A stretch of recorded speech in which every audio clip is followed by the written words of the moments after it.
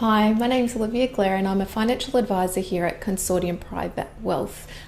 This is my first video, so I dare say there'll be a fair bit of eye wobbles and not sure where to look and maybe a few ums thrown in here and there. Hopefully over time my videos will be a bit fine-tuned as well as Rob Goudie's and Ashley Rowan's are. So thank you for your patience and thank you for listening.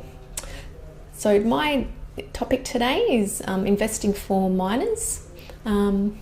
Is there sometimes, you want to buy your child or your grandchild something special and are a little bit stuck for ideas? There's some gifts that could maybe help them towards their first car, their first home, or even maybe university fees. A lot of the reason I'm talking about this today is that we've generated a fair bit of interest with current clients wanting to invest on behalf of their children, and we've even had a lot of grandparents coming in wanting to invest on behalf of their grandchildren. So the main reason they're coming in is they're looking for an alternate to your everyday bank accounts. In this environment, the interest rates are pretty low and not getting much return on those investments.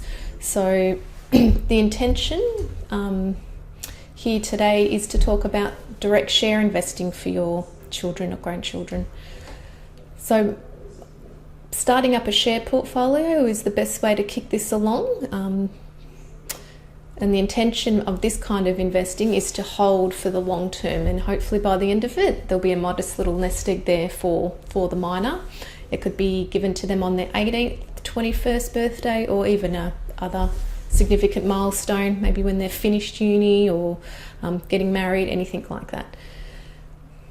So the best thing about this style investing is obviously children have time on their side, and as little as $500 can be the initial amount to invest. It's also to remember, even though the Australian share market has been very volatile recently, you've got to stay focused on that long-term picture with this style of investing with the shares.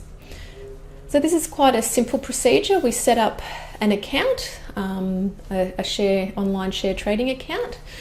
The thing is, minors can't personally buy and sell shares, so under the age of 18, that's what I mean.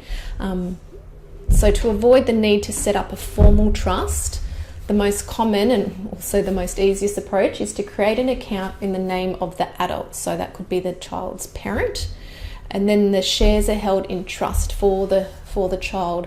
So by setting it up this way, by law, you are actually the legal owner of the shares, but the minor is the beneficiary. So then you'll have a bank account that's in the same name, that's linked to this share trading account, and that's where the money comes from when you purchase your shares, and that's where the dividends can go as well.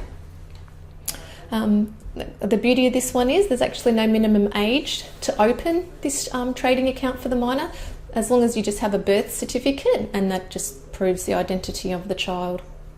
Like anything with investing, there are tax implications as well. So a tax return will need to be completed for the child if they've earned more than $4.16 or entitled to a refund on the franking credits of the shares purchased. So the laws can be a little bit complex and different for minor to minor, so highly recommend that you discuss all these with your accountant. Another thing to remember, that the adult doesn't use the portfolio or any of the dividends for their own personal purpose in any kind of way, because the Australian Tax Office will actually see this as a cross usage, and then they'll think that the adult is actually the beneficial owner, whereas in fact the child or the minor is. So we'll pretend a couple of decades have gone past and you want to transfer the ownership to the child now that they've all grown up. And this is quite a simple little process as well. You just create another online trading account in the child's name once they've turned 18, and then the existing shares from the original portfolio they transfer over on a off-market transfer. That's the terms that we use.